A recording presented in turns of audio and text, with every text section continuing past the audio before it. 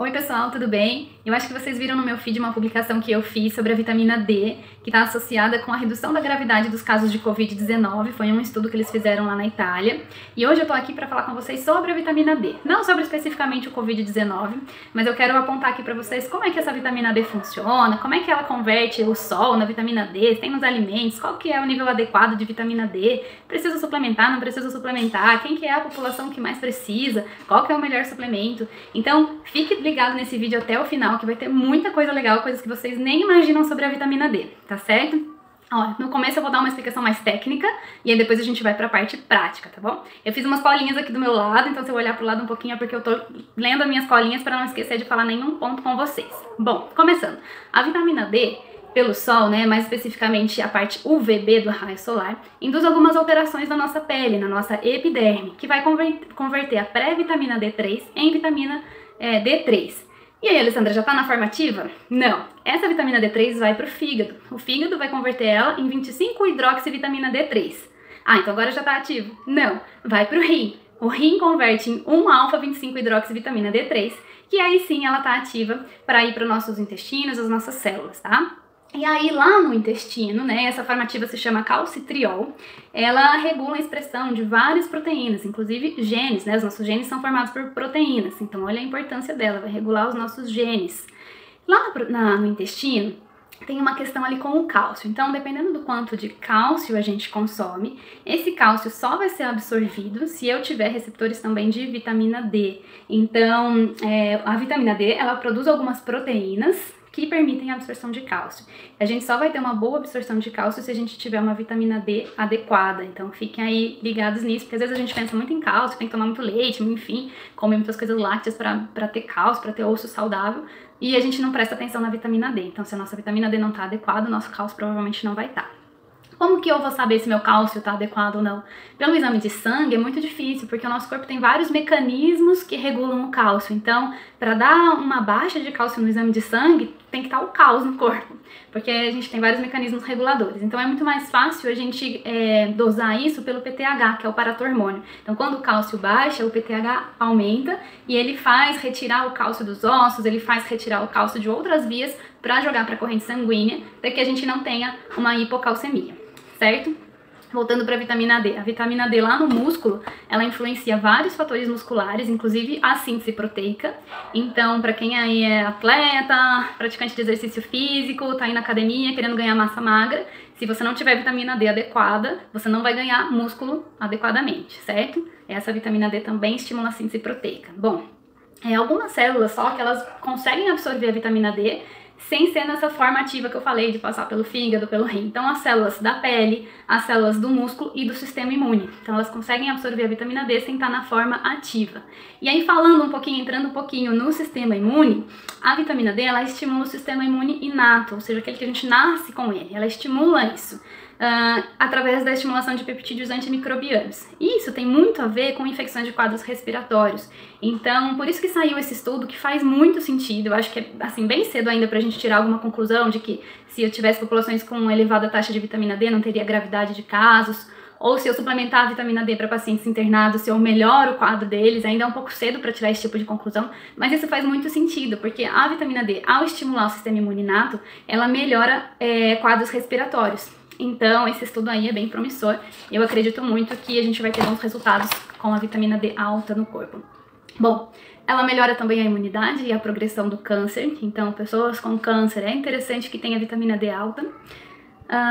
Que mais? A vitamina D suficiente, elas se diferenciam em células do sistema imune, que a gente chama de células T reguladoras, T helpers, né? São células ajudantes para o sistema imune. Então ela faz toda uma mobilização ali no sistema imune. E para quem tem doenças autoimunes, ela é extremamente importante. Então, lúpus, esclerose múltipla, psoríase, artrite reumatoide. Para quem tem esse tipo de doença, a gente fique muito ligado na sua dosagem de vitamina D. A vitamina D adequada, né, a gente mede no sangue como 25-hidroxivitamina D3, que é a forma que a gente pede o exame de sangue, ela tem que estar num nível pelo menos de 30. Para quem tem doença autoimune ou tá em grupos de risco, acima de 40 é o ideal. Bem diferente do que o laboratório coloca pra gente, né, que fala que normalmente acima de 20 e pouco, 20 já tá ok. ok. E não é bem assim. Então, dá uma olhada lá no seu exame de sangue, no seu último exame de sangue, vê se tem dosagem de vitamina D e vê quanto é que tá. Normalmente, a gente tem uma epidemia de vitamina D baixa, porque a gente não se expõe ao sol. Mesmo aqui no Brasil, que a gente tem um sol disponível, olha, hoje tá um dia super lindo de sol. Tudo bem, a gente tá em confinamento agora, né, por conta desse coronavírus, mas normalmente a gente sai de casa, vai pro trabalho, do trabalho pra casa, e a gente vai passear em shopping e fica muito enclausurado, então a gente não tem uma exposição adequada de vitamina D, e por isso a gente tem essa epidemia de gente aí com baixa de vitamina D, então presta atenção nisso. Bom, alguns fatores que interferem são fatores genéticos, então a gente tem populações com mais predisposição à baixa de vitamina D, fatores como obesidade, a gordura ela meio que sequestra um pouco da vitamina D, porque a vitamina D ela é lipossolúvel, ou seja, ela é solúvel em gordura, então pacientes obesos têm mais esse sequestro de vitamina D.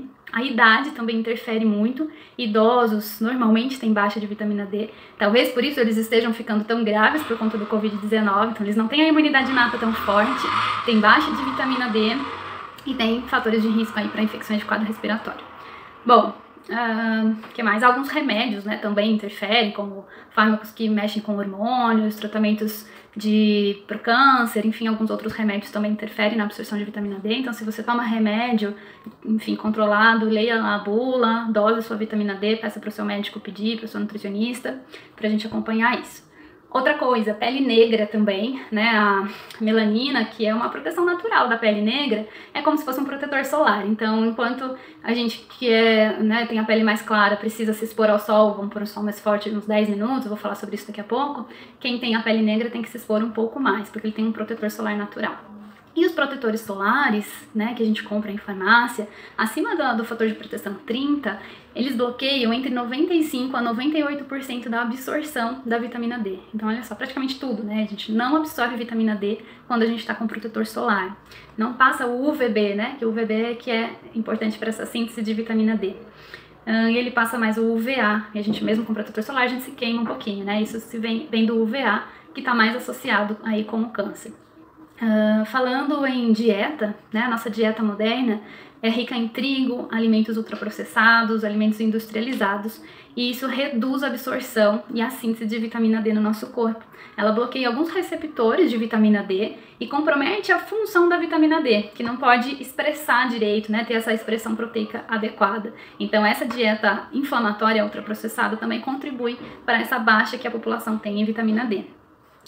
Os ultraprocessados também estão relacionados com baixa de zinco, selênio, magnésio, então não é só a vitamina D que a gente está perdendo aí, por isso que eu bato tanto na tecla de como a comida de verdade, sabe, que vem da natureza é bom, que é industrializado toma cuidado, nem sempre é bom, leia os rótulos, enfim, isso é uma coisa que eu sempre falo e continuo falando.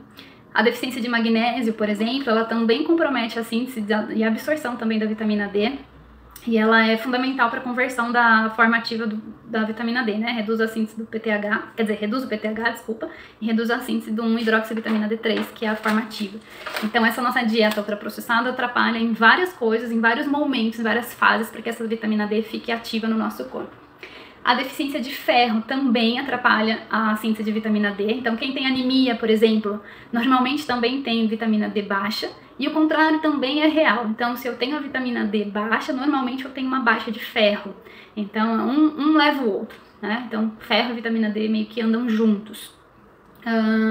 Na presença de inflamação, a gente tem a síntese de interleucinas inflamatórias, por exemplo, o IL-6, interleucina 6. Normalmente, pacientes internados têm esse IL-6 aí aumentado. E isso daí também estimula a baixa absorção de vitamina D e a baixa absorção de ferro. Então, mais um motivo para esses pacientes com Covid-19 aí, que com certeza tem uma inflamação, né? Quando a gente está num quadro agudo, num quadro respiratório ou num quadro qualquer de internação, normalmente a gente tem o IL-6 aumentado e isso diminui a nossa vitamina D. Então, mais um motivo para prestar atenção na vitamina D dos pacientes graves.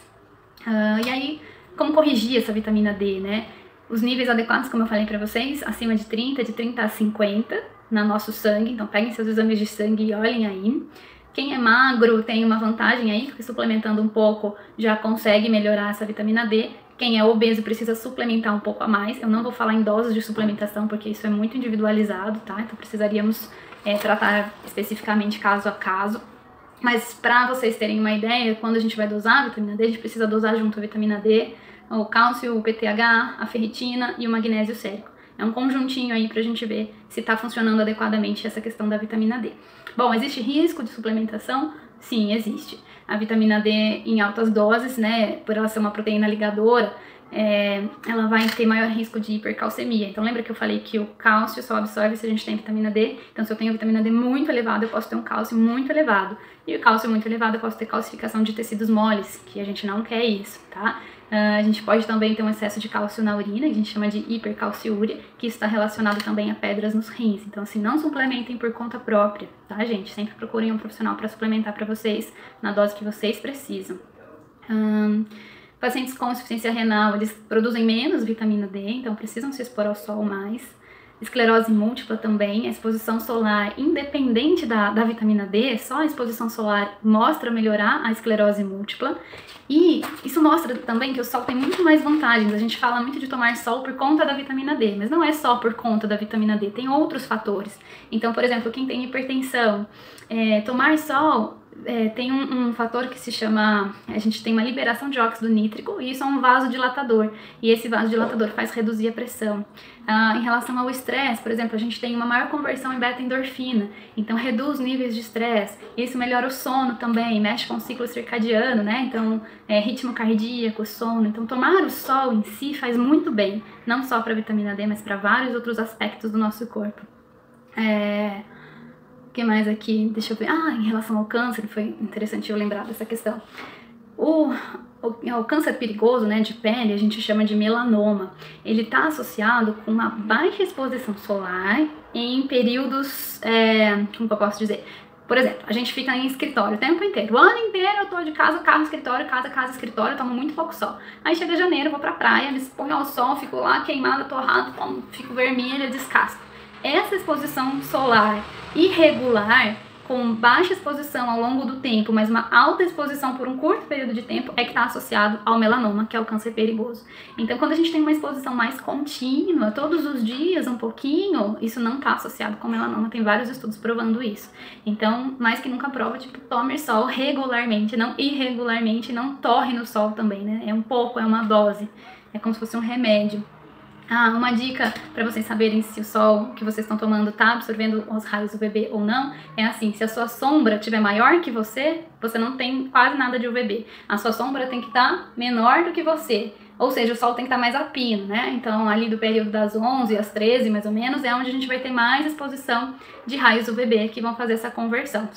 Se a sua sombra estiver maior, ou seja, o sol estiver mais distante, você não vai estar convertendo muito bem. Então, melhor hora das 10 às 13, das 11 às 13.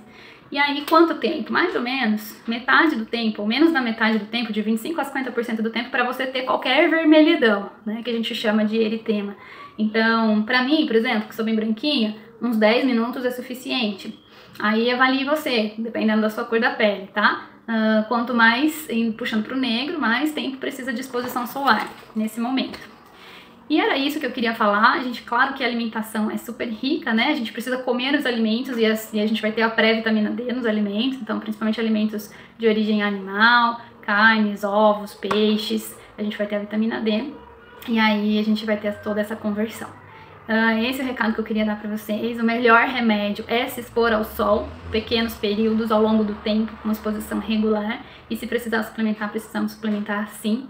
É algo que está muito promissor em relação ao Covid-19, então eu acho que é algo que precisa ser prestado atenção, principalmente nas populações de risco hoje, como é que estão os nossos idosos, como é que estão os nossos profissionais de saúde, quanto de vitamina D eles têm hoje no seu exame de sangue, e se tiver baixa, suplemente sim, há um forte indício que a gente precisa fazer isso, tá? Essa foi a dica e fico aqui até a próxima. Tchau, tchau!